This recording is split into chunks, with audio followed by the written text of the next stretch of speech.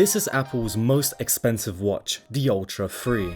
And this is a cheap one, the SE 3. The difference between these two is over $500. But somehow they have the exact same S10 chip, so why does the Ultra cost so much more? How cooked is the cheapest watch compared to the most expensive one? I had to find out, and to do that I wore both watches to see if I would even notice the difference.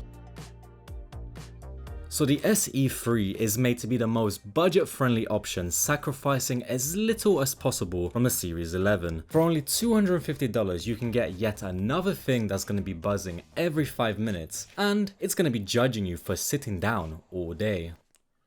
Oh, and it also lets you track your workouts. Basically, it's a watch for everyone. Whereas the Ultra 3 is made for extreme people, explorers, divers, and people getting stranded without signal. But that doesn't sound like me. I'm not climbing Mount Everest anytime soon. I don't even take the stairs if I don't have to. So I thought, surely the Ultra is completely irrelevant to me. And how wrong was I? Because believe me, the best reason to buy the Ultra has nothing to do with climbing mountains. And I'll get back to that. As I mentioned before, these watches have the exact same S10 chip inside, meaning that everyday stuff like scrolling up and down and intensely checking the weather app feels exactly the same. The weights are not going to feel lighter, the sleep isn't going to be any better, and you still get all the basic stuff like Apple Pay, always on display, and all these cool apps that you definitely want on your watch like calculator.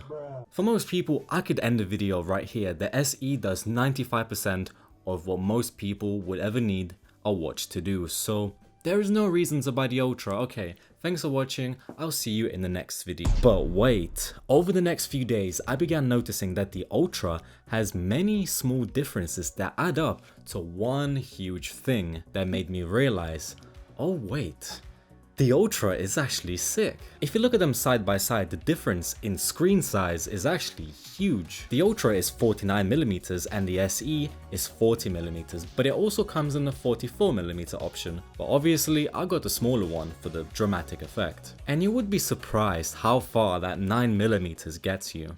So on the SE, for one, the text looks a lot smaller, so less words can fit on the screen, but also you don't even get that on-screen keyboard, not like you would want one when the screen is the size of my thumb, which means that you have to scribble the letters or use your voice, whereas on the Ultra, yeah, the letters are tiny, but they are actually just about usable. I could actually type a few sentences before it got annoying. And speaking of the screen, the SE has some chunky bezels, which you can't really see when everything is in dark mode, but when you open the camera app, it's like, damn, that's a thick boy bezel. But that's just the bezel, because the body itself is tiny compared to the Ultra. It's like wearing a little Tic Tac strapped to your wrist. And this feels like an iPhone mini, but the mini version, so the iPhone mini. And at first, the weight difference looks terrifying. That's literally twice as heavy, but luckily, I'm a pretty strong guy, so the extra 30 grams doesn't scare me. But seriously, in what scenario would wearing 60 grams on your wrist is gonna impact your performance? You strap the Ultra and forget about it in like 5 minutes, until you try to put your hoodie on and realize that this thing sticks out like half an inch. Or if you put your hands in tight spaces, you're probably gonna keep knocking it against stuff. Maybe they can make the next Ultra a little bit slimmer.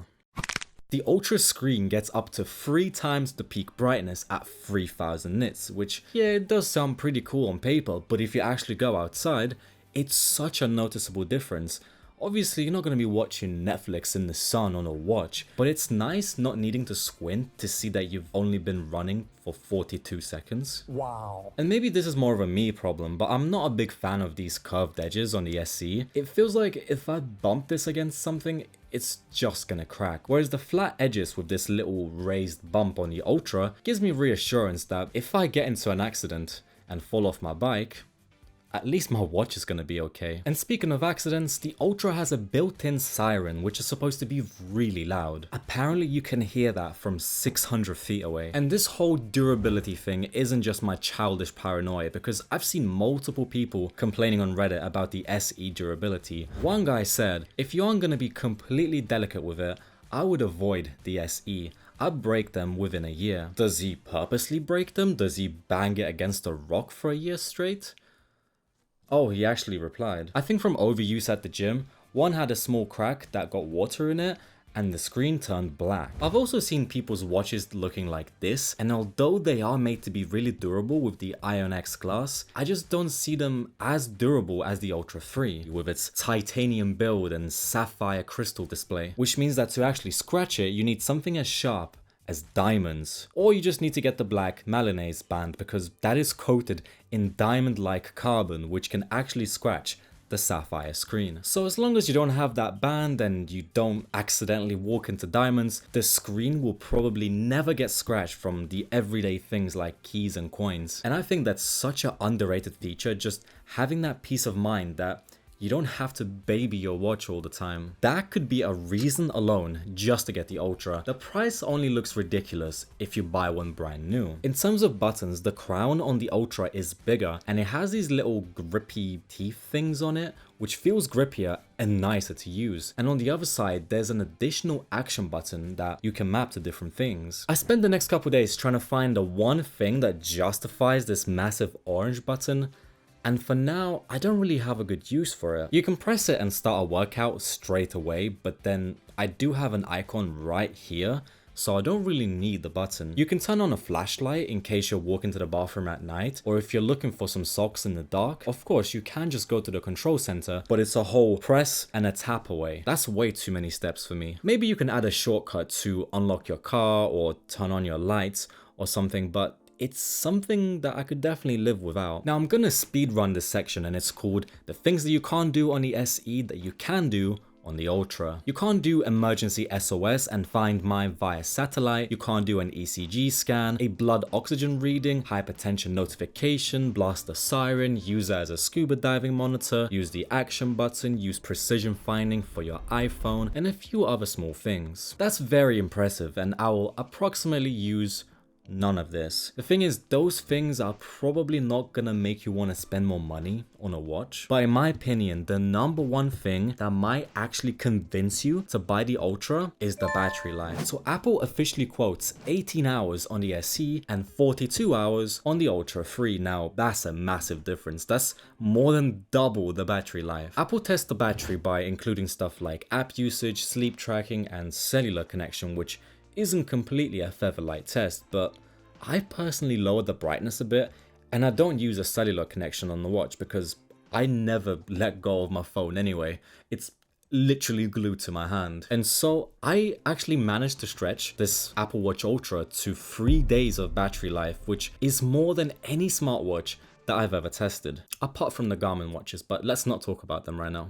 I did a little test myself, so I did an hour-long workout at the gym, and the workout tracking used 8% of the battery on the SE3 and only 4% on the Ultra. That tells you something. In my opinion, having to charge your watch every single day is a deal breaker, and getting that 2 to 3 day battery on the Ultra is a huge reason to get one. Forget the scuba diving, forget the extra sensors, the siren stuff. Battery life is probably the main reason people would even want this watch. Although the Ultra is built for extreme people, its most useful feature is for normal people who don't want to charge this every single night. And combine that with the fact that the screen is massive, super bright, super scratch resistant, and the entire thing just feels so much more premium, I think that's enough to actually want this over the SE. And you might say, well, that's completely outrageous. I would never pay $800 for a watch when I can get one for $250. And yeah,